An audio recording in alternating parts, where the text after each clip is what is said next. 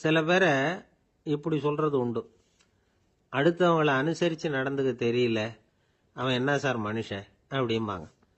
சக மனிதர்களோட எப்படி பழகிறது அப்படின்னு தெரியாததுனாலேயே பல பேர் இன்னைக்கு சங்கடப்பட்டுக்கிட்டு இருக்கிறாங்க. வசதி வாய்ப்பெல்லாம் சரியா இருக்கும், ஆனால் வாழ்க்கை சரியா இருக்காது. இன்னொருத்தர்கிட்ட எப்படி பேசுறது பழகிறதுங்கிறது தெரியாததுனால தான் இந்த அவஸ்தை. சரி, இந்த அவஸ்தை இல்லாமல் வாழறது எப்படி? இதுக்கு அனுபவசாலிகள் சில வழிமுறைகளை சொல்றாங்க. அதெல்லாம் என்னென்னங்கிறத இப்போ தெரிஞ்சுக்குவோம். முதல்ல நம்ம நாக்கு நம்ம கண்ட்ரோலில் இருக்கணும். வார்த்தைகளை கொட்டிவிட்டு அதுக்கப்புறம் அள்ள முடியாமல் கடந்து கஷ்டப்படக்கூடாது. எப்படி பேசுகிறோங்கிறதும் முக்கியம், பேசுகிறப்ப எப்படி முகத்தை வச்சிருக்கிறோங்கிறதும் முக்கியம். அன்பாக பேசினாலும் நல்லா இருக்கும். அப்படி பேசுகிறப்ப ஆதரவாக அவர் தோள் மேலே ஒரு கையை போட்டுக்கிட்டு பேசினா இன்னமும் நல்லா இருக்கும். ரெண்டாவது விஷயம், இன்னொருத்தர்கிட்ட பேசுகிறப்ப வாக்குறுதிகளை அள்ளி வீசக்கூடாது. கொடுக்குற வாக்குறுதி குறைச்சலாக இருக்கணும். அப்படி கொடுத்த வாக்குறுதியை கண்டிப்பாக நிறைவேற்றணும். நாம் ஒருத்தரை பாராட்டுறோம் அல்லது அவரை பற்றி அபிப்பிராயம் சொல்கிறோம்னா அது ஆக்கப்பூர்வமாக இருக்கணும். நம்ம பாராட்டு அல்லது விமர்சனம் அடுத்தவருடைய முன்னேற்றத்துக்கு உதவுறது மாதிரி இருக்கணும். நாம் சொல்கிறத கேட்டுட்டு அவன் தலையில் கையை வச்சுட்டு உட்காந்துடக்கூடாது. எப்பவும் உற்சாகமாக இருக்கணும், முகம் அலர்ச்சியாக இருக்கணும். மனுஷன் இருந்தால் வருத்தம், கவலை, ஏமாற்றம் எல்லாம் இருக்க தான் செய்யும். அதெல்லாம் மனசில் இருக்கட்டும். அந்த வருத்தமும் கவலையும் ஏமாற்றமும் சேர்ந்துக்கிட்டு நம்ம முகத்தில் இருக்கிற மலர்ச்சியை மூடி மறைக்கிறதுக்கு நாம் இடம் கொடுத்துடக்கூடாது. எந்த விஷயத்தை பற்றி யாருக்கிட்ட பேசினாலும் வெளிப்படையாக பேசணும், திறந்த மனசோட பேசணும். மூடி மறைச்சி முன்னு மூழ்கிக்கிட்டு இருக்கக்கூடாது. இன்னொருத்தர்கிட்ட பேசுகிறப்போ விவாதம் பண்ணுங்க, அது தப்பு இல்லை. ஆனால் வாதாடிக்கிட்டு இருக்கக்கூடாது. அதாவது என்ன சொல்கிறாங்கன்னா, டிஸ்கஸ் பண்ணலாம், ஆர்கியூ பண்ணக்கூடாதான். நம்மக்கிட்ட இருக்கிற நல்ல குணங்களை நாம் எடுத்து சொல்லிகிட்டு இருக்கக்கூடாது. அந்த நல்ல குணங்களே நம்மளை பற்றி எடுத்து சொல்லணும், அது மாதிரி நடந்துக்கணும். அதே மாதிரி அடுத்தவங்க கிட்ட உள்ள கெட்ட குணங்களை பற்றி அவசியம் இல்லாமல் நாம் பேச வேண்டியதில்லை. உங்களை பற்றி யாராவது தப்பாக பேசுகிறாங்களா, அப்படி அவங்க பேசுகிறதுல உண்மை இல்லையா அப்படின்னா அதை நீங்கள் பொருட்படுத்த வேண்டியதில்லை, விட்டுடலாம். அது தானாக போயிடும். ஒரு 4-5 பேரோட பேசிக்கிட்டு இருந்தீங்கன்னா எல்லாருக்கும் முக்கியத்துவம் கொடுங்க, யாரையும் அலட்சியப்படுத்தாதீங்க. தமாஷா பேசலாம், ஆனால் அவங்க தமாஷ் அடுத்தவங்களை கேலி பண்ணுறதா இருக்கக்கூடாது. நமக்கு கிடைக்க வேண்டியது கிடைக்கலையே அப்படிங்கிற தவிப்பு நம்மகிட்ட இருக்கக்கூடாது, அது தேவையில்லை. உங்கள் செயல்பாடுகள் தெளிவாக இருக்கட்டும், பாராட்டு தானாக அவங்கள தேடிட்டு வரும். இன்னொரு மனுஷனுடைய மனசில் கௌரவமான ஒரு இடத்த பிடிக்கணும்னா நாம் இந்த குணத்தை எல்லாம் நம்மகிட்ட வளர்த்துக்கணும். இதெல்லாம் அனுபவசாலிகள் சொல்லியிருக்கிற குறிப்புகள். இந்த குறிப்புகளை சரியாக புரிஞ்சுக்கணும், அது முக்கியம். தப்பாக புரிஞ்சுக்கிட்டா என்ன ஆகும் தெரியுமா? இதை கேளுங்க. ஒருத்தர் வந்தார், சார் அடுத்தவங்க தோள் மேலே கையை போட்டுக்கிட்டு அன்பாக பேசணும்னு சொன்னீங்க, அப்படி தான் பேசினேன். அவர் முதுகை கூட தட்டி கொடுத்தேன், என் வேலை போயிட்டுது சார், வீட்டுக்கு அனுப்பிச்சுட்டாங்க அப்படின்னார். யாருக்கிட்ட அப்படி பேசுனீங்கன்னு கேட்டோம். என் முதலாளிகிட்ட சார் அப்படிங்கிறார் ரொம்ப சோகமா. ஒருத்தர் இருக்கார், நல்ல உத்தியோகத்தில் தான் இருக்கிறார், ஆனால் எப்போ பார்த்தாலும் முகத்தை வெறுப்பாக வச்சிருப்பார். அப்படியே வருவார் போவார். ஏன் சார் இப்படி இருக்கிறீங்க அப்படின்னு விசாரித்தோம். ஏன்டா இந்த வேலைக்கு வந்தோம்னு இருக்கு சார் அப்படின்னார். உங்கள் வேலை உங்களுக்கு பிடிக்கலையா அப்படின்னு கேட்டோம். இல்லைன்னார். இப்படிப்பட்டவங்க வெற்றிகரமான வாழ்க்கை வாழ முடியாது. இது நிபுணர்கள் கருத்து. வேலையை நேசிக்க தெரிந்தவர்கள் வெற்றி பெறுவார்கள் அப்படிங்கிறாங்க அவங்க. எந்த துறையா இருந்தாலும் சரி, அந்த துறையில வெற்றிகரமா இருக்கிறவங்கள விசாரிச்சு பாருங்க. எனக்கு என்னுடைய வேலை ரொம்ப பிடிக்கும் அப்படின்னு சொல்றவங்களா தான் இருப்பாங்க. அப்படி இருந்தாதான் அது வெற்றிகரமா இருக்க முடியுது அவங்களால. ஒருத்தனுக்கு பிடித்தமான பொழுதுபோக்கே அவனுடைய தொழிலா இருந்துட்டுதுன்னா அவனை மாதிரி கொடுத்து வச்சவன் வேற யாரும் இல்லை அப்படிங்கிறார் பெர்னாட் ஷா. ஒரு தடவை மன்னர் ஹுமாயூன் உயிரை தண்ணீர் முண்டு ஊற்றுகிற தொழிலாளி ஒருத்தர் காப்பாத்தினாராம் அந்த ஹுமாயூன் உயிரை. உடனே மன்னர் கேட்டிருக்கார், உனக்கு என்ன வேணும்னாலும் கேளு தரேன், உயர் பதவி வேணுமா அப்படின்னு கேட்டாராம். மன்னா, மக்களின் தாகம் தீர்க்கக்கூடிய இந்த பணியை விட உயர்ந்தது உண்டா அப்படின்னாராம் அந்த தொழிலாளி. அவரால் அவருடைய வேலையை நேசிக்க முடிஞ்சது, அதனால மகிழ்ச்சியா இருக்க முடிஞ்சது.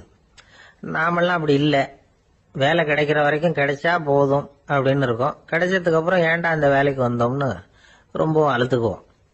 சரி, நாம் இருக்கிற இடத்துல நாம வெற்றிகரமா இருக்க வழி உண்டா அப்படின்னா உண்டுன்னு சொல்றாங்க. அதாவது மன இயல் நிபுணர்கள் இருக்கிறாங்க இல்லையா, அவங்க அதுக்கு முக்கியமா 6 வழிகள் சொல்றாங்க. நீங்க ஒரு அலுவலகத்துல வேலை பார்க்கறவரா அப்படின்னா இதை கேளுங்க. அதாவது உங்க மேலதிகாரி எதிர்பார்ப்புக்கு தகுந்த மாதிரி உங்க வேலை இருக்குதா அப்படி இல்லைன்னா முதல்ல உங்க வேலையின் தரம் உயரணும். உங்களுக்கு மேல கீழே வேலை பார்க்குற பணியாளர்கள் கிட்ட நல்ல விதமா பழகுறீங்களா? அந்த உறவு முறையில ஏதாவது குறை இருந்தா அதை கண்டுபிடிச்சு சரி பண்ணுங்க. நம்பிக்கைக்கு உரியவர் அப்படின்னு நீங்க பேர் எடுக்கணும். நீங்க எடுக்கிற முடிவு நல்ல முடிவா தான் இருக்கும் அப்படின்னு அடுத்தவங்க சொல்லணும். உங்க தோற்றத்துக்கு முக்கியத்துவம் கொடுங்க. இது மனம் உடல் ரெண்டும் சம்பந்தப்பட்டது. அதனால மனசையும் ஆரோக்கியமா வச்சிருக்கணும், உடம்பையும் ஆரோக்கியமா வச்சிருக்கணும். உங்களுடைய நிர்வாகம் செயல்படுற விதத்தை நல்லா புரிஞ்சு வச்சுக்கணும். உங்களுடைய நிர்வாகம் இப்போ ஒரு காரியம் செய்யுதுன்னு வச்சுங்க, ஏன் அப்படி செய்யுது, எதுக்காக அப்படி செய்யுது, அதனுடைய குறிக்கோள் என்ன, அது நீடிக்கிறதுக்கு காரணம் என்ன, இதெல்லாம் தெரிஞ்சுக்கணும். சிரிப்புக்கு வஞ்சகம் பண்ணக்கூடாது. நல்லா சிரிக்கணும், அப்பதான் அது திரும்ப கிடைக்கும். கடந்த கால தோல்வியை பத்தி கவலைப்படக்கூடாது. முதலாளி விருப்பம் தெரிஞ்சு நடந்துக்கிறது நல்லதுதான். அதுக்காக காக்கா பிடிக்கணுங்கிற அவசியம் இல்லை. உங்களுக்கு ஒரு பொறுப்பான வேலை கிடைக்குது, உடனே சத்தம் குழப்பம் அப்படின்னு சூழ்நிலையை இறுக்கமா ஆக்கிடக்கூடாது. எந்த சூழலையும் இயல்பா கையாளக்கூடியவர் அப்படிங்கிறத காட்டணும். இதெல்லாம் உங்கள் துறையில நீங்கள் வெற்றி பெற நிபுணர்கள் சொல்ற யோசனைகள். இவ்வளவு விவரமும் சொல்லிவிட்டு ஒருத்தரை பார்த்து கேட்டோம், இப்ப சொல்லுங்க, நீங்க செய்யற வேலை உங்களுக்கு பிடிச்சிருக்குதா அப்படின்னா. ரொம்ப ரொம்ப பிடிச்சிருக்குது அப்படின்னார். சரி, என்ன செஞ்சிட்டு இருக்கிறீங்க அப்படின்னு கேட்டோம். சும்மா தான் இருக்கிறேன் அப்படின்னார் அவர். இந்த உலகமே ஒரு நாடக மேடை, நாம எல்லாரும் நடிகர்கள். இது ஞானிகள் சொல்றது. இது ஒரு பக்கம் இருக்கட்டும். இந்த உலகத்துக்குள்ள எத்தனையோ நாடக மேடைகள், எத்தனையோ நடிகர்கள், எத்தனையோ நாடகங்கள், இதெல்லாம் எப்படி ஆரம்பமாச்சு, அதுதான் இன்னைக்கு தகவல். அதாவது ஆதி மனிதன் பேச ஆரம்பிக்கிறதுக்கு முன்னாடி சைகையாலேயே எல்லாத்தையும் சொல்லிட்டு இருந்தான். அதனால அப்பவே நடிப்பு ஆரம்பமாயிட்டுது. முதல்ல ஒரு வேட்டையத்தான் அவன் நடிச்சு காட்டியிருப்பான். இவன் எப்படி போனான், எதிரில் மிருகம் எப்படி வந்தது, அதோட எப்படி சண்டை போட்டான், எப்படி அடிச்சு கொண்டுகிட்டு வந்தான், இதை அப்படியே மற்றவங்களுக்கு நடிச்சு காட்டியிருப்பான். ஏன்னா மொழி கிடையாது. இந்த காலத்துல எல்லாம் நாடகங்களில் நடிக்கிறவங்கள நடிகர்கள்ங்கிறோம். ஒரு காலத்தில் இவங்களுக்கு என்ன பேர் தெரியுமா? திஸ்பியர்கள் அப்படின்னு பேரான். இதுக்கு காரணம் உண்டு. அதாவது 2000 வருஷத்துக்கு முன்னாடி கிரீஸ் நாட்டில் திசிபியஸ் அப்படின்னு ஒரு ஆள் இருந்தான். அவன் ஒரு பெரிய நாடக கலைஞன். அவன் சில இளைஞர்களை சேர்த்துக்கிட்டான், பயிற்சி கொடுத்தான், நாடக குழுவை உருவாக்கினான். நடிகர்களையும் நாடகத்துக்கு தேவையான பொருள்களையும் ஏற்றிக்கிட்டு போகிறதுக்கு ஒரு வண்டியையும் தயார் பண்ணான். அந்த வண்டியிலேயே அவன் கிரேக்க நாடு பூராவும் சுற்றினான். ஊர் ஊராக நாடகம் போட்டான். ஒரு ஊருக்கு போனதும் அங்கே நாடகம் நடத்த தியேட்டர் இருக்கா அப்படிங்கலாம் பார்க்கறது இல்லை அவன். ஏன்னா அப்போலாம் தியேட்டர்னா என்னென்ன தெரியாது. நாடகம்னா அது ஒரு மூடிய கொட்டைக்குள்ளே தான் நடத்தணுங்கிறது அப்போ யாருக்குமே தோணலை. இந்த வண்டி போகும், அதுவே ஒரு பகுதி அப்படியே ஒரு மேடை மாதிரி விரிச்சிக்கும். அதில் ஏறி நின்றுக்கிட்டு நாடகத்தை நடித்து காட்டுவாங்களாம். மக்கள்லாம் எதிரில் தரையில் உட்காந்து அதை பார்த்துக்கிட்டு இருக்கிறது. உலகத்தின் முதல் நடமாடும் தியேட்டர் இதுதானா. இந்த திசிபிஎஸ் தான் முதலாக உலகத்தில் நாடகம்ங்கிற பொழுதுபோக்கை நடத்தி காட்டினவன் அப்படின்னு சொல்கிறாங்க. அவன் சொந்தமாக நாடகம் எழுதுனான், நடித்தான், நாடகத்தை இயக்கினான். அதனால தான் அவனை first man of the theatre அப்படின்னு சொல்லுவாங்க. அவன் தான் நாடக மேடையின் முன்னோடி. கிரேக்கர் காலத்திலேயே நாடக ஆசிரியர்கள், நடிகர்கள், ரசிகர்கள் இவங்கெல்லாம் உருவாயிட்டாங்களாம். நாடகத்தின் சரித்திரத்தில் இந்த 3 பிரிவும் ரொம்ப முக்கியம். அதாவது கிரேக்க தியேட்டர்கள்லாம் திறந்த வெளி மேடைகள் தான். பெரும்பாலும் மலைச்சரிவுகள், அதுவே படிப்படியாக பண்ணியிருப்பாங்க. கீழே அரைவட்ட வடிவில் மேடை, அதுக்கு ஆர்கெஸ்ட்ரான்னு பேர். பிற்காலத்தில் இதில் உட்காந்து இசைக்குழுவினர் வாய்ச்சதுனால இசைக்குழுவுக்கே ஆர்கெஸ்ட்ராங்கிற பேர் வந்துட்டுது. இப்போ கிரேக்க தியேட்டர்களில் ஒன்று, அதோட காலம் கிமு 340. அதை இன்னமும் பாதுகாத்து வச்சிருக்கிறாங்களாம். எபிடாரஸ் அப்படிங்கிற இடத்துல அது இருக்குதான். இன்னமும் அந்த தியேட்டரை பயன்படுத்திக்கிட்டு வர்றாங்களாம். சிறந்த கிரேக்க நாடகங்கள்லாம் அங்கே நடிக்கிறாங்களாம். ஆரம்ப காலத்திலேயே கட்டணம் கிடையாது. அப்புறம் பின்னாடி தான் நுழைவு கட்டணம்லாம் அப்படியே வந்துட்டு தான். நடிகர்கள் பளபளப்பான ஆடைகள் உடுத்தியிருப்பாங்களாம். இந்த குதிகால் உயர்ந்த காலணிகள் போட்டிருப்பாங்களாம். இதெல்லாம் பழைய குறிப்புகள். பலவிதமான உருவங்களில் மாஸ்க் அப்படின்னு சொல்லப்படுற முகமூடி. அதனால ஒரே நடிகர் பல வேடங்களில் நடிக்கிறது உண்டான். ஆரம்பத்தில் பெண் நடிகர்கள் கிடையாது, எல்லாம் ஆண் நடிகர்கள் தான். ரோமானியர்கள் தான் முதல் நிரந்தர நாடக மேடையை கட்டினவங்க. அதுதான் முதல் தியேட்டர். கிமு 1048 காலகட்டத்தில் பாம்பிங்கிற நகரத்தில் அதை கட்டியிருக்கிறாங்களாம். கிரேக்க ரோமானிய தியேட்டர்களின் அடிப்படையிலேயே இந்த இத்தாலிய வடிவ அமைப்பாளர்கள் இந்த குதிரை லாட வடிவில் ஒரு ஆடிட்டோரியத்தை உருவாக்கினாங்களாம். இப்படி அதை பற்றி நிறைய தகவல் இருக்குது. 1576 லண்டனில் இந்த வின்ஸ்பர்ரி, அப்புறம் இந்த பில்ட்ஸில், அப்புறம் ஜேம்ஸ் இப்படிங்கிற ஒரு முயற்சியால் தான் இங்கிலாந்தில் முதல் தியேட்டர் உருவாச்சான். அப்படி ஒருத்தர் இருந்தாராம். உலக நாடக மேடையின் வரலாறு இதுதான். அதாவது இப்பெல்லாம் அறிவியல் வளர்ச்சி அதிகமாயிட்டுது, திரைப்படம் தொலைக்காட்சி எல்லாம் வந்தாச்சு. ஒவ்வொரு வீடுமே ஒரு குட்டி தியேட்டர் மாதிரி ஆயிட்டுது. தொலைக்காட்சி முன்னாடி உட்காந்தா எழுந்திருக்கவே மனசு வர்றதில்லை. ஒரு அம்மா ஒரு மனோதத்துவ டாக்டரை தேடிட்டு வந்தாங்களாம் இந்த காலத்தில். டாக்டர், எங்கள் வீட்டுக்காரர் எப்போ பார்த்தாலும் டிவி முன்னாடி உட்காந்துக்கிட்டு அதையே வெறிச்சு பார்த்துக்கிட்டு இருக்கிறார், உத்து பார்த்துக்கிட்டு இருக்கார், எனக்கு சந்தேகமாக இருக்குன்னாங்களாம். இது மனக்கோளாறு இல்லைங்க, ஆர்வ கோளாறு, அவ்வளவுதான், இதுக்காக பயப்படாதீங்கன்னாராம் டாக்டர். அப்படி இல்லை டாக்டர், டிவி ஓடும் பொழுது நாம் எல்லாம் அதை பார்க்குறோம் சரி, ஆனால் அவர் அப்படி இல்லை, டிவியை நிறுத்தினதுக்கு அப்புறமும் அதையே உத்து பார்த்துக்கிட்டு உட்காந்துருக்கிறார், அதனால தான் சந்தேகப்பட்டு உங்ககிட்ட வந்தேன் அப்படின்னாங்களாம். அள்ள அள்ள குறையாதது அட்சய பாத்திரம், அது நமக்கு தெரியும், கேள்விப்பட்டிருக்கிறோம். ஆனா போட போட நிரம்பாத ஒரு பாத்திரம் உண்டு. அது என்ன தெரியுமா? நம்மள பல பேர்கிட்ட அந்த பாத்திரம் உண்டு. அதுதான் பேராசை அப்படிங்கிற பாத்திரம். அதை நிறைவு செய்யவே முடியாது. பேராசையை பத்தி சுஃபி இலக்கியத்துல ஒரு பிரபலமான கதை உண்டாம். அதை ஒரு பெரியவர் எடுத்து சொல்லியிருக்கிறார். ஒரு மன்னர் நகர்வலம் போயிட்டு இருக்கார்.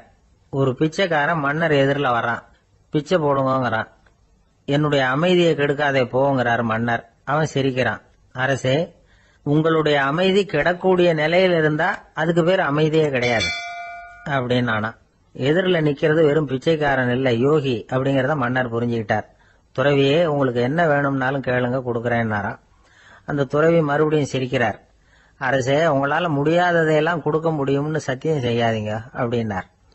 மன்னருக்கு கோபம் வந்துட்டுது. என்ன இவர் இப்படி சொல்றாரு அப்படின்னு நினைச்சார். நகர்வலத்தை பாதியிலேயே நிறுத்தினார். வாங்க அரண்மனைக்குன்னார். துறவியை அழைச்சிக்கிட்டு அரண்மனைக்கு வந்துட்டார். துறவி தன்கிட்ட இருந்த பிச்சை பாத்திரத்தை நீட்டினார். இது நிறைய எனக்கு பொற்காசுகள் வேணும் அப்படின்னாராம். அவ்வளவுதானா, இது ஒரு பெரிய காரியமா அப்படின்னு கையை தட்டினாராம் மன்னர். ஒரு பெரிய தாம்பாளம் நிறைய பொற்காசுகள் சேர்ந்தது.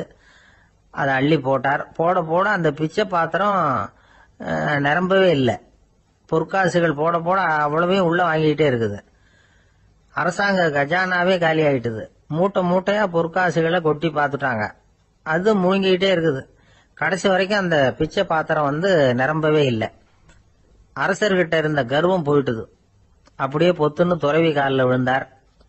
அப்போ அந்த துறவி சொன்னாராம், மன்னா, இந்த பிச்சை பாத்திரத்தை உங்களால மட்டும் இல்ல, வேற யாராலையும் நிரப்ப முடியாது. அதுக்கு என்ன காரணம்னா, இது சாதாரண பிச்சை பாத்திரம் இல்ல, பேராசைகளோட வாழ்ந்து செத்து போன ஒரு மனிதனின் மண்டை ஓடுது அப்படின்னாராம். பாருங்க, இதுதான் அந்த சுஃபி இலக்கிய கதை. செத்த பிறகும் நிறைவு இல்லைன்னா அது எப்பேற்பட்ட பேராசையா இருக்கும்னு யோசிச்சு பார்த்துங்க. நம்மால் ஒருத்தர் கல்யாணம் பண்ணிக்க பொண்ணு பார்த்துக்கிட்டு இருந்தார். அழகு, அறிவு, படிப்பு எதுவும் தேவையில்லை, பணம் மட்டும் இருந்தா போதும் அப்படின்னு பாக்குறவங்க கிட்ட எல்லாம் சொல்லி வச்சார். ரொம்ப நாளைக்கு அப்புறம் ஒரு பணக்காரர் கிடைச்சார். அவரு சொன்னார், இத பாருங்க, எனக்கு 20 வயசுல ஒரு மகள், அவளை நீங்க கல்யாணம் பண்ணிட்டா 2 லட்சம் பணம் கொடுப்பேன். 25 வயசுல ஒரு பொண்ணு, அவளை கல்யாணம் பண்ணிட்டா 2.5 லட்சம் தருவேன். 30 வயசுல ஒரு பொண்ணு இருக்கா, அவளை கல்யாணம் பண்ணிட்டா 3 லட்சம் தருவேன். என்ன சொல்ற அப்படின்னாராம். இவன் கொஞ்ச நேரம் யோசிச்சு பார்த்திருக்கான். அதுக்கப்புறம் மெதுவா அவரை நிமிந்து பார்த்து, ஏன் சார், உங்ககிட்ட 50 வயசுல ஏதாவது பொண்ணு இருக்கா அப்படின்னு கேட்டான். ஒருத்தர் ரொம்ப அவசரமா வந்தார். சார், மனுஷன் நிம்மதியா இருக்கிறதுக்கு என்ன வழின்னு கேட்டார். சீக்கிரமா ஒரு கல்யாணத்தை பண்ணீங்க, எல்லாம் சரியா போடும் அப்படின்னோம். அவர் ஒரு மாதிரியா பார்த்தார். ஏற்கனவே எனக்கு கல்யாணம் ஆயிட்டுது சார், அதனால தானே நிம்மதியா இருக்கிறதுக்கு வழி கேட்கறேன் அப்படின்னார். சரி, இவர் ஒரு மாதிரியான கேஸ் அப்படின்னு நினைச்சுக்கிட்டு நம்மகிட்ட இருந்த ஒரு சின்ன புத்தகத்தை அவர்கிட்ட தூக்கி கொடுத்தோம். இதை படிச்சு பாருங்கன்னு. கல்யாணத்துக்கு பிறகும் சந்தோஷமா இருக்கிறதுக்கு என்ன வழி அப்படிங்கிற கேள்விக்கு அந்த புத்தகத்துல விளக்கம் இருந்தது. கணவன் மனைவிக்குள்ள சிக்கல் வராம இருக்கிறதுக்கு அதுல சில வழிகளை சொல்லி கொடுத்துருக்குறாங்க. அதெல்லாம் என்னென்ன அப்படிங்கிறத இப்ப பார்க்கலாமா?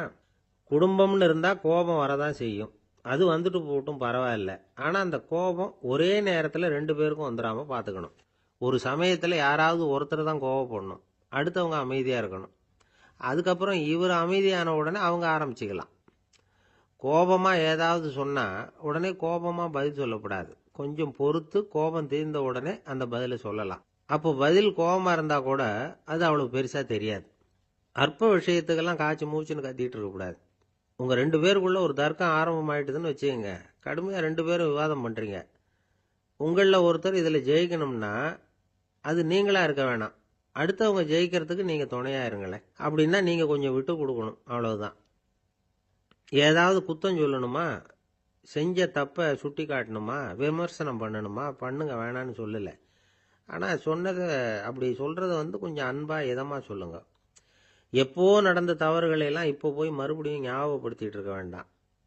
நான் அப்பவே சொன்னேன் இந்த புடவை வேணாம்னு, நீங்க தான் கேட்கல, இப்போ பாருங்க கிழிஞ்சு போச்சு இப்படின்னு கத்துனாங்க ஒரு அம்மா. எப்போ சொன்னீங்கன்னு கேட்டால் ஒரு 10 வருஷத்துக்கு முன்னாடி தீபாவளி சமயத்தில் அப்படிங்கிறாங்க. அது என்ன இன்னும் அப்படியே புதுசாகவே இருக்கும்? உங்களுக்கு அவர் தான் பெருசு, அவருக்கு நீங்கள் தான் பெருசு. அதை விட இந்த உலகத்தில் வேற எதுவும் முக்கியம் இல்லைன்னு நினைக்கணும். நீ தான் என்னுடைய உலகம்னு எத்தனை தடவை சொல்லியிருப்பீங்க? அதெல்லாம் வெறும் வசனமாக போயிடக்கூடாது. ஏதாவது ஒரு பிரச்சனையை பற்றி கடுமையாக விவாதம் பண்ணிகிட்டு இருக்கீங்க, அதை அப்படியே பாதியில் விட்டுட்டு படுக்கைக்கு போயிடக்கூடாது. சொச்சத்தை நாளைக்கு பேசிக்கலாம்னு. அப்படி போனால் தூக்கம் வராது. பிரச்சனையை ஒரு முடிவு பண்ணிக்கிட்டு அதுக்கப்புறமா தூங்க போகணும். ஒரு நாளில் ஒரு தடவையாவது உங்கள் ஜோடியை பாராட்டி நல்ல விதமாக கனிவாக ஒரு வார்த்தை சொல்லணும் அப்படின்னு தீர்மானம் பண்ணீங்க. ஏதாவது தப்பு பண்ணிவிட்டீங்கன்னா பரவாயில்ல, அதை ஒத்துக்கிறதுக்கும் மன்னிப்பு கேட்கறதுக்கும் தயாராக இருக்கணும். அது ஒன்றும் கேவலம் கிடையாது. வீட்டுக்குள்ளே தானே கேட்க போகிறீங்க, வெளியில் யாருக்கு தெரிய போகுதோ? எப்படியோ உங்களுக்குள்ள ஒரு சமரசம் ஆனால் சரிதான். ஒரு தகராறுன்னு எடுத்துக்கிட்டா குறைஞ்சபட்சம் அதுக்கு 2 பேர் தேவை.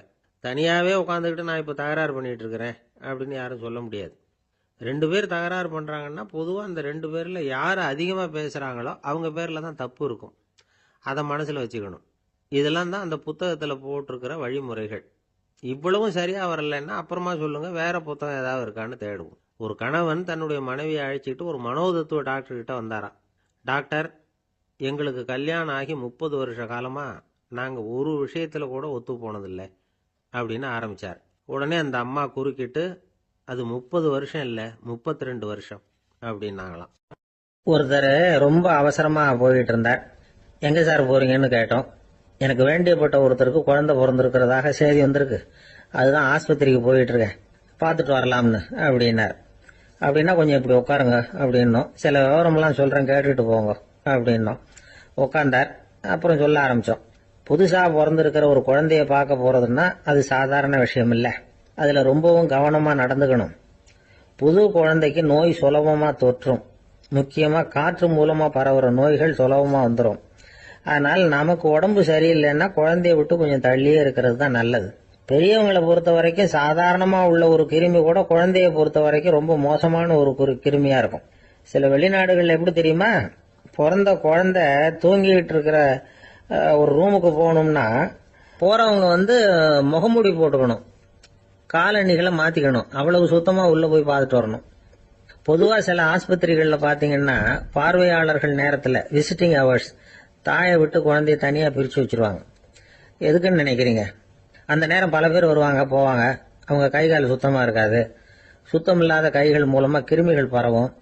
சுத்தம் இல்லாத கைன்னா மண்ணு தூசி படிஞ்சிருக்கிற கை மட்டும் தான் அர்த்தம் இல்லை.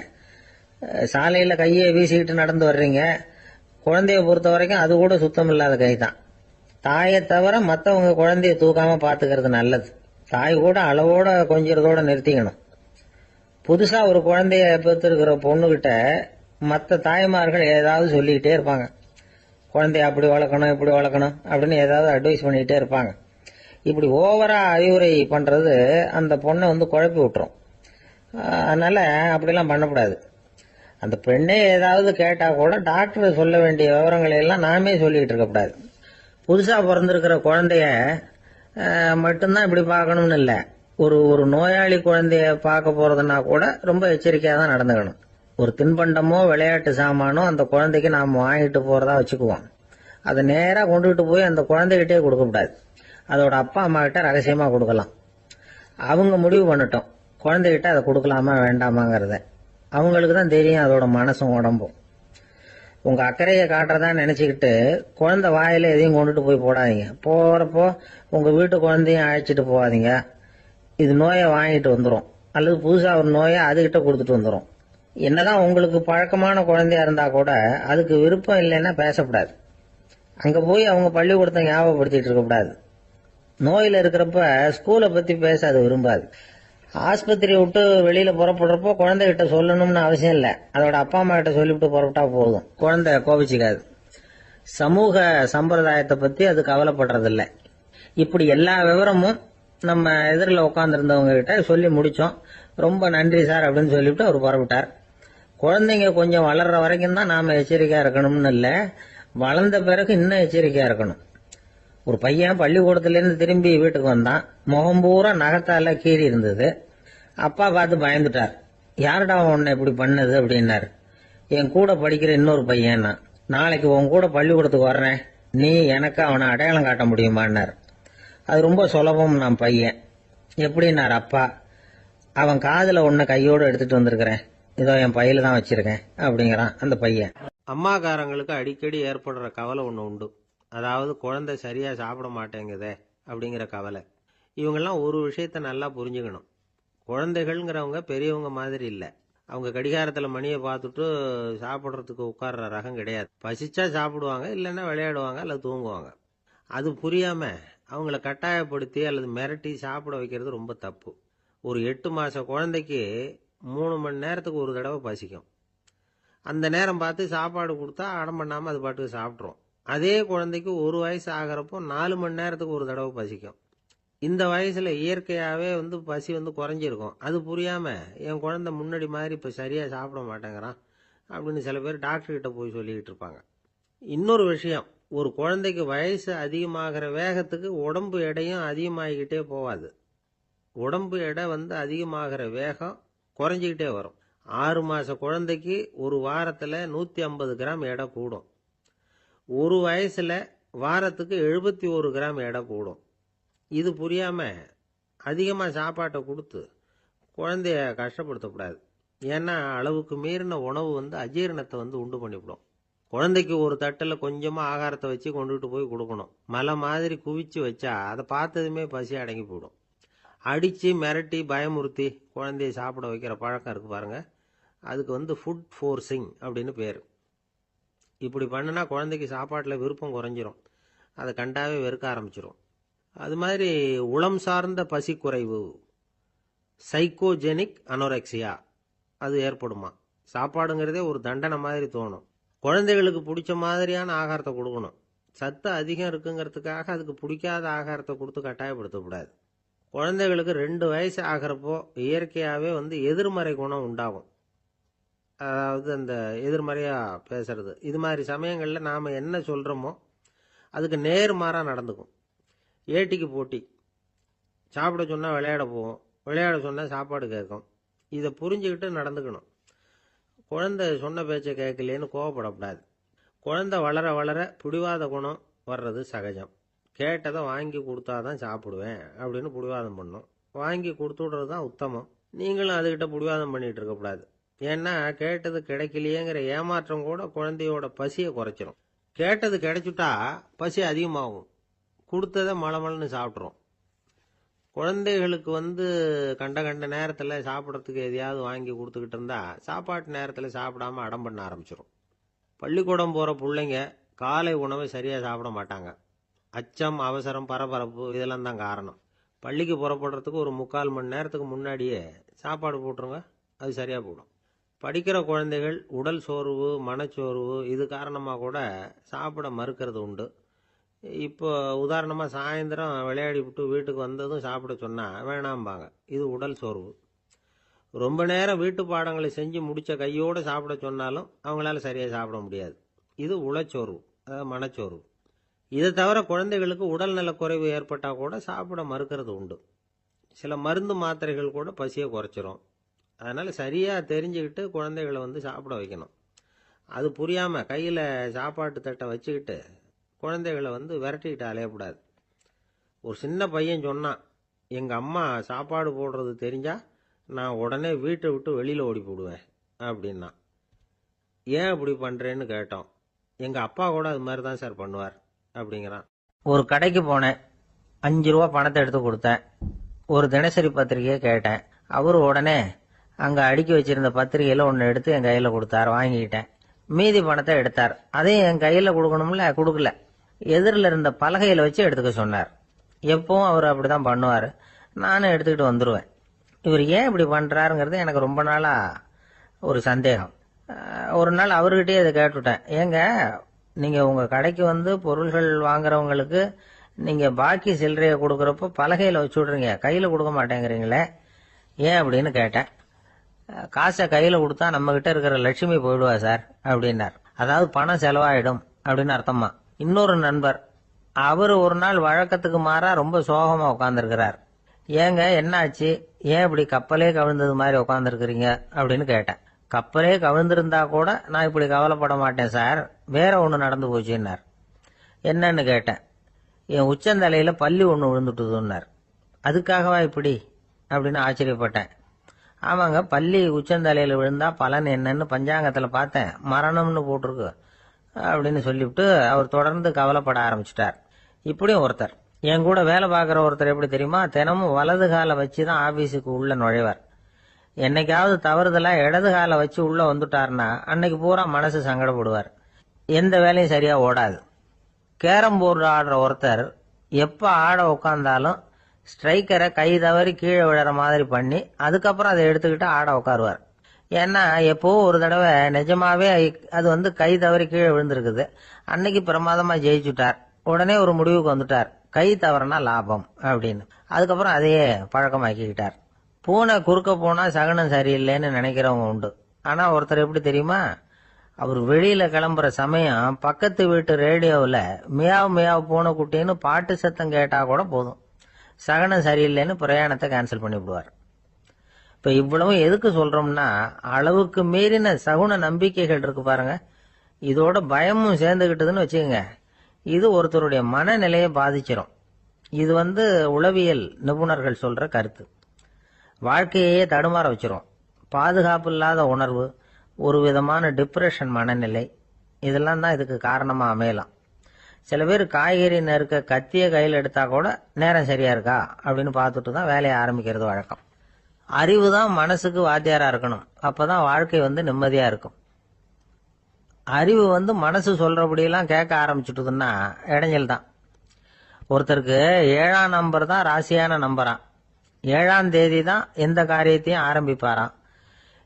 7 எழுத்து வர்றது மாதிரி பேரை மாத்தி வச்சுக்கிட்டார். 7 மணிக்கு தான் தினமும் எழுந்திருப்பார். 7ஆம் நம்பர் வீட்டில் தான் குடியிருக்கார். கல்யாணம் கூட 7ஆம் தேதி தான் பண்ணிக்கிட்டார். அவர் ஒரு நாள் குதிரை பந்தயத்துக்கு போனாராம். குதிரையோட பேரையெல்லாம் பார்த்தார். ஒரு குதிரையோட பேர் 7 எழுத்துல அமைஞ்சிருந்தது.